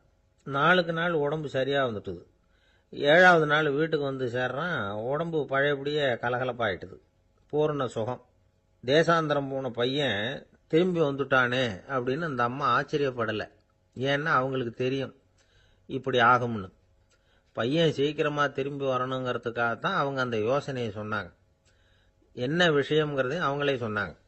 மகனே, புளிய மரத்து நிழல் உடம்புக்கு உஷ்ணத்தை கொடுக்கும், சீக்கம் உண்டாக்கும். அதனால நீ தொடர்ந்து புளிய மரத்து நிழலில் தங்கினாவே நோய்க்கு ஆளாயிட்ட. அதனால பயணத்தை முடிச்சுக்கிட்டு திரும்பி வரணுங்கிற முடிவுக்கு வந்துட்ட. திரும்பி வர்றப்போ நீ தங்கினது வேப்ப மரத்து நிழல், அது உடம்புக்கு வந்து குளிர்ச்சியை தரக்கூடியது, நோயை தீர்க்கக்கூடியது. அதனால் சுகமாக வீட்டுக்கு வந்து சேர்ந்துட்டேன். உன்னோட தேசாந்திர பயணத்தை தடுக்கிறதுக்காக தான் இப்படி பண்ணினேன் அப்படின்னாங்களாம் அந்த அம்மா. பார்த்தீங்களா அம்மாவோட புத்திசாலித்தனத்தை? அப்பாவாக இருந்தால் இப்படியா பண்ணுவார்? ஒரு அப்பா வந்து பையன்கிட்ட 10 ரூபா கொடுத்து இதை எடுத்துக்கிட்டு அடுத்த ஊருக்கு போய் அங்கே இருக்கிற மாமா கிட்ட இதை கொடுத்துட்டு வாடா, வழியில் எங்கேயாவது மரத்தடியில் படுத்து தூங்கி விடாதே அப்படின்னு எச்சரிக்கை பண்ணி அனுப்புனாராம். பையனுக்கு எச்சரிக்கையாக வாழறது எப்படிங்கிறத கற்றுக் கொடுக்கறதுக்காக இப்படி பண்ணார். அவன் பணத்தை வாங்கிட்டு போனான். அப்பா சொன்னதை மறந்துட்டு ஒரு மரத்தடியில் படுத்து தூங்கிட்டான். அவனுக்கு தெரியாமல் அவன் பின்னாடியே போன அப்பா அவன் கையில் இருந்த அந்த 10 ரூபாயை நைஸாக எடுத்துகிட்டு வந்துட்டார். அவன் பையில் தானே வச்சுருந்தான், அது தெரியாமல் எடுத்துகிட்டு வந்துட்டார். அவன் தூங்கிக்கிட்டு இருக்கான். எடுத்துகிட்டு ஒரு மறுபடியும் வீட்டுக்கு வந்துட்டார். பையன் மூழ்கிக்கிட்டு பையை தடவி பார்க்குறான், பணத்தை காணும். அழுதுகிட்டே திரும்பி வந்தான். அப்பா கிட்ட விஷயத்த சொன்னான். அப்பா சிரிச்சுக்கிட்டே சொன்னார், அதுக்கு தான்ப்பா ஆரம்பத்திலேயே எச்சரிக்கை பண்ணினேன், இனிமேலாவது நீ ஜாக்கிரதையாக இருக்கணும் அப்படிங்கிறதுக்காக தான் இப்படி பண்ணினேன். அந்த பணம் எங்கேயும் போயிடல, நான் தான் அதை உனக்கு தெரியாமல் எடுத்து வச்சிருக்கிறேன். இதோ பாரு அப்படின்னு சொல்லிட்டு சைடு பாக்கெட்டில் கையை விட்டா அது ஓட்டையாக இருக்குது. அதை எவனோ ஏற்கனவே கத்திரிச்சு எடுத்துகிட்டு போயிட்டான். இப்போ அப்பா முகத்தில் அசடு வழிஞ்சுதான். வாழ்க்கையில் சில சந்தர்ப்பங்களில் நாம் வந்து சில அவமானங்களை சந்திச்சே தீர வேண்டியிருக்கு. என்ன பண்ணுறது, காலம் அப்படி. அவமானப்படுறவங்க உடனே அடங்கி போயிடுறது தான் உலக வழக்கம். அவமானப்பட்டால் உடனே சீறி எழறவங்களும் உண்டு. ஆனால் அதையே ஒரு சவாலாக எடுத்துக்கிட்டு முன்னுக்கு வர்றவங்களும் சில பேர் இருக்கிறாங்க. அவங்க ரொம்ப அபூர்வம். இன்னைக்கு மனோதத்துவ நிபுணர்கள்லாம் என்ன சொல்கிறாங்க தெரியுமா? அவமானப்பட்டுட்டா உடனே அடங்கி போயிடக்கூடாதான். அதையே ஒரு சவாலாக எடுத்துக்கிட்டு மனசில் ஒரு வைராக்கியத்தோட முயற்சி பண்ணினா வாழ்க்கையில் எல்லாரும் முன்னேறலாம். அவமானம்ங்கிறத நாம் வந்து வைராக்கியமாக மாற்றிக்கணும். அதுதான் வெற்றிக்கு வழி. ராமர் வந்து இந்த பூமியில் பிறந்ததே ஒரு வைராக்கியத்தினால தான் சார் அப்படின்னார் ஒருத்தர். எப்படிங்க அது அப்படின்னு கேட்டேன். அவர் சொன்னார், தசரதருக்கு ராமர் வந்து குழந்தையா வந்து பிறக்கணும், அப்போ தான் இங்கே இருக்கிற கஷ்டங்கள்லாம் நீங்கும் அப்படின்னு சர்வ லோகமும் எதிர்பார்த்துக்கிட்டு இருக்குது. ஆனால் அவர் எப்போ வந்து பிறப்பார் அப்படின்னு யாருக்கும் தெரியல. அந்த காரியம் சீக்கிரம் நடக்கணுமே, அதுக்கு என்ன பண்ணுறது? நாரதர் வந்தார் ஒரு நாள் தசரதரை தேடி. தசரதா, உனக்கு ஒரு செய்தி தெரியுமான்னு ஆரம்பித்தார். அவர் எப்பவும் இப்படித்தானே ஆரம்பிக்கிறது வழக்கம். என்ன விஷயம்னு கேட்டார் தசரதர். தசரதா, நீ அடிக்கடி உன்னோட தேரில் ஏறிக்கிட்டு தேவலோகத்துக்கு போகிற, அங்கே போகிற வர்ற எல்லாம் பண்ணிகிட்டு இருக்க, எல்லாம் சரி. தேவலோகத்திலையும் உன்னை நல்லபடியாக தான் வரவேற்கிறாங்க. தேவேந்திரன் உன்னை பிரியமாக அழைச்சிட்டு போய் தன்னுடைய அரியாசனத்திலேயே தனக்கு பக்கத்திலேயே உட்கார வைக்கிறான். நீயும் சந்தோஷமாக உட்காந்து பேசிவிட்டு வந்துடுற.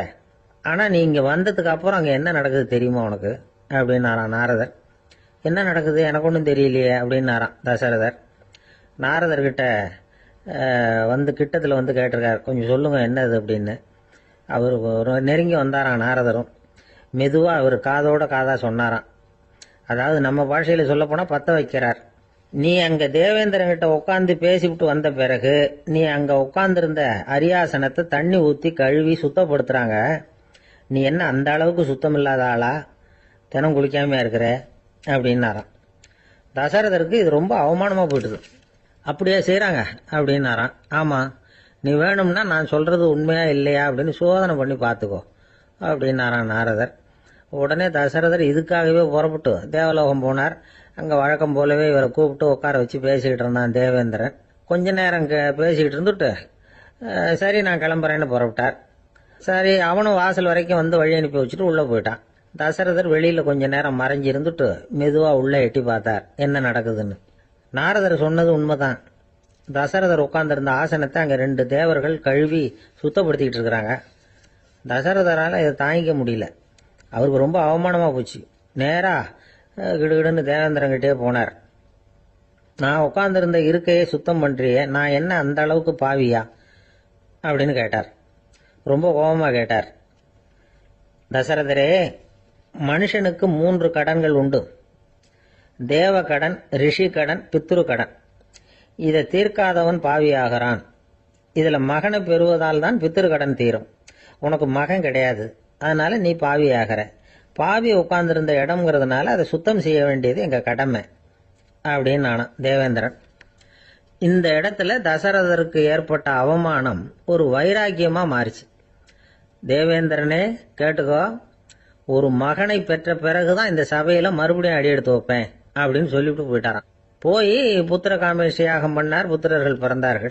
இந்த கதையில உள்ள கருத்து என்னன்னா, தேவேந்திரன் தசரதரை அப்படி அவமானப்படுத்தலைன்னா அவருக்கு இப்படி ஒரு வைராக்கியம் பிறந்திருக்குமா? யோசிச்சு பார்க்கணும். நமக்கு ஏற்படுகிற சில அவமானங்களையும் வைராக்கியமா